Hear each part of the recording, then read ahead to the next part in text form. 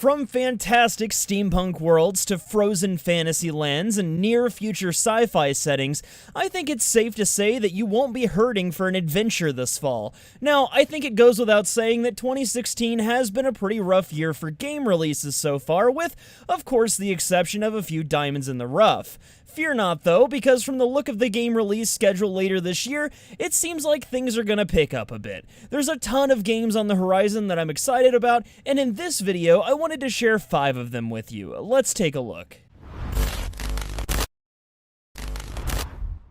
In our first title, Shadow Warrior II, step once again into the shoes of bald-headed loudmouth badass Lo Wang, who's on a quest to once again rid the world of evil. Shadow Warrior II's story takes place 5 years after the events of the previous game, where we find that our hero, despite his noble intentions in the first game, has seriously messed things up in the human world. He's gone into hiding and now makes his living as a sword for hire for the local Yakuza clans. But all of that changes when a simple mission goes wrong and pulls him into a conflict between a scientist and the legions of demonic forces that have made their home inside our world. Okay, so overview aside, I am seriously stoked to play this game. I'm a huge fan of the first one, and this second installment looks like a massive improvement over the original. From the gameplay trailers we've seen so far, it looks like the game is going to have insane verticality and a parkour system much like Dying Light. Additionally, Shadow Warrior II is set to have a single-player co-op campaign for up to 4 players, so you'll have a chance to take on the demon hordes with a few buddies.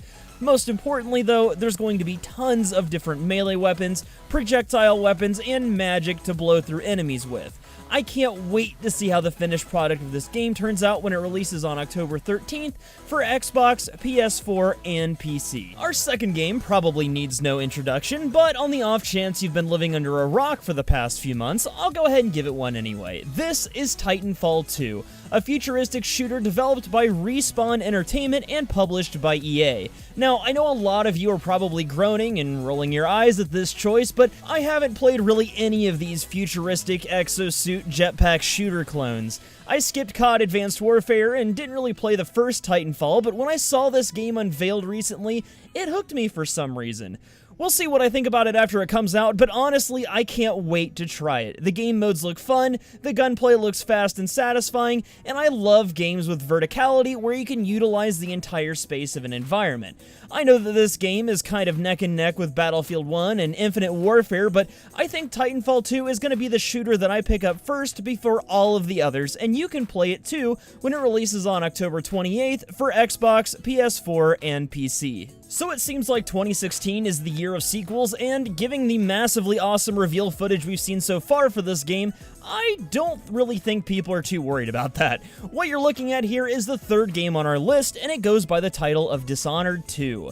Dishonored 2 is a first-person action title developed by Arcane Studios and published by Bethesda. In this installment, we'll be revisiting the strange city of Dunwall and the decaying coastal metropolis of Karnica in a world where industrial science meets magic. You'll have the choice of playing one of the 2 supernatural assassins, Emily or Corvo, on a quest to restore Empress Emily Kaldwin's right to the throne.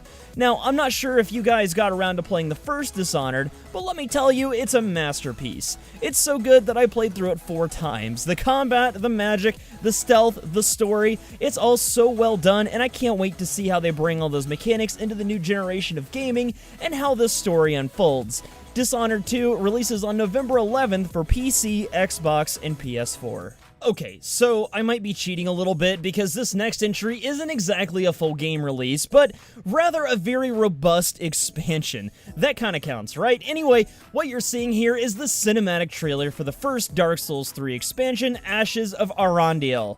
Now, for those of you that are new here, you should know that the Soulsborn series ranks as one of my favorite game series of all time. I've put in hundreds of hours across all the Soulsborn games, and I've been waiting for months for this content. If it's anything like the past Soulsborn expansions, you can bet that it'll be amazing, and we'll be able to find that out for sure when it releases on October 24th, which, you know, is only one day after my birthday, so if you've been agonizing over what you're gonna get me, I mean, come on, hint hint, wink wink, am I right? Alrighty, hopefully the cringe just then wasn't too strong and you're still here with me because I've saved the most legendary title for last. What you're seeing here is the reveal trailer for a game called The Last Guardian.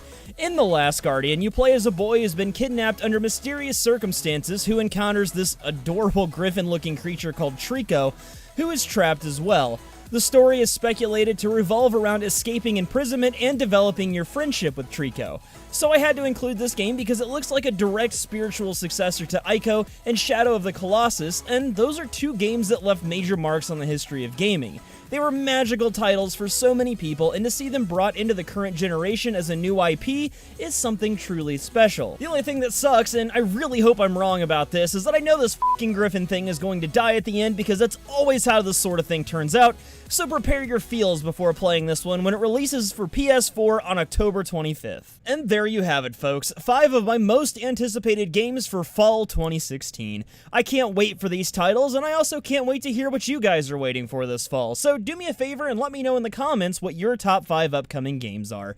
But that's gonna do it for me today, folks. If you enjoyed this video, don't forget to support it with a like down below, and if you're new here, do me a favor and give that subscribe button a little love tap, because if I get enough of you hanging around, maybe we can convince Konami not to release Metal Gear Survive. Until next time, though, I'm BouseFeenux. I'll see you at the next video, and as always, thank you so much for watching.